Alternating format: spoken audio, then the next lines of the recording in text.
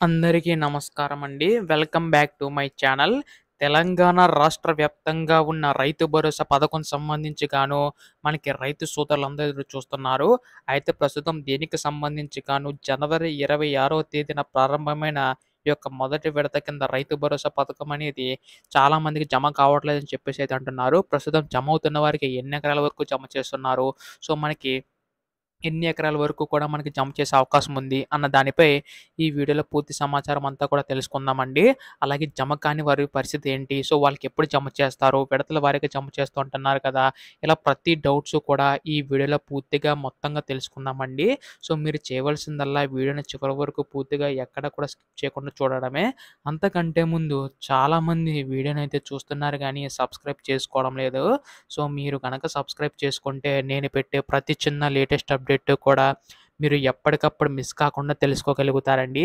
అందుకోసం వెంటనే ఛానల్‌నైతే సబ్స్క్రైబ్ చేసుకోండి. అలాగే వీడియోకైతే లైక్ చేయండి. దీని ద్వారా మరికొంతమందికి సమాచారం అయితే అందుతుంది. ఇంక ఆలస్యం చేయకుండా వీడియోలోకైతే వెళ్ళిపోదాం.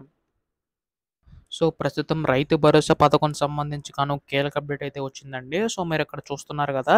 అకౌంట్‌లో డబ్బులు జమ అని చెప్పేసి ఉందండి. రైతులకు రాష్ట్ర ప్రభుత్వం శుభవార్త అయితే చెప్పింది. 3 ఎకరాల వరకు సాగులో ఉన్న భూములకు ఎకరానికి 6,000 చొప్పున రైతు భరోసా నిధులు జమ చేస్తున్నట్లు తెలిపిందండి.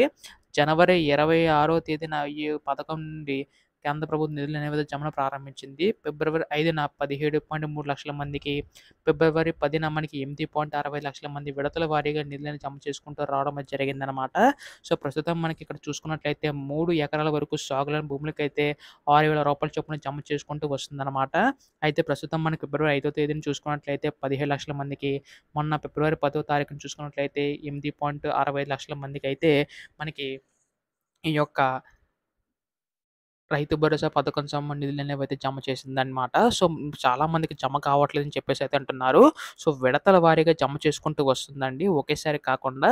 సో, ఖచ్చితంగా మీకు కూడా జమ అవుతాయండి. కంపల్సరీగా మీరు చేయవలసిందల్లా ఈ కేవైసీ అయితే నమోదు చేయించుకోవాల్సి ఉండాలనమాట. సో, ఎవరికైతే ఈ కేవైసీ నమోదై ఉంటుందో వారికి మాత్రమే డబ్బులనేవి జమ చేసే అవకాశం ఉందండి. అంటే ప్రస్తుతం మీ యొక్క bank account, Aadhaar card, phone number అన్నీ లింక్ అయి ఉండాలి. అలా ఎవరికైతే ఉంటుందో వారికి మాత్రమే జమ అవుతాయండి. రాష్ట్ర ప్రభుత్వం కూడా దీనిపై కూడా మనకి ఆలోచన చేసి నిధులనేవైతే సిద్ధం చేసి విడుదల చేయబోతుందనమాట. అయితే ఇప్పుడు చాలామందికి పడుతున్నాయి అన్నారు కదా! సో, పడని వారి పరిస్థితి ఏంటని చెప్పేసి అయితే అడుగుతున్నారు. వారికి కూడా పడతాయండి. ఈ ప్రక్రియ మొత్తం కూడా మనకి మార్చి 31 తేదీలోపు అయితే విడుదల కానున్నాయి. అయితే మీ మండలానికి సంబంధించి మీకు పడకపోతే మాత్రం అంటే మీ యొక్క మండలానికి సంబంధించి ఒక గ్రామానికి విడుదల చేసుకుంటూ వస్తుంది. అది మీ మండలానికి సంబంధించి పడకపోతే మాత్రం దగ్గరలో ఉన్న అధికారులను సందర్శించి మనకి ఈ యొక్క రైతు భరోసా పథకం సంబంధించి మీ యొక్క విజ్ఞప్తి చేస్తే మాత్రం వాళ్ళైతే ప్రభుత్వం దగ్గరికి తీసుకెళ్ళి మనకి నిధులనేవైతే జమ చేసే అవకాశం ఉందండి. సో, దీనికి సంబంధించి మీ యొక్క దగ్గరలో ఉన్న అధికారులనైతే సంప్రదించండి. అయితే ఇటువంటి లేటెస్ట్ అప్డేట్స్ అన్నీ కూడా మీరు మిస్ కాకుండా తెలుసుకోవాలనుకుంటే మాత్రం దయచేసి ఛానెల్ అయితే సబ్స్క్రైబ్ చేసుకోండి మిత్రులారా. ధన్యవాదములు. జై హింద్.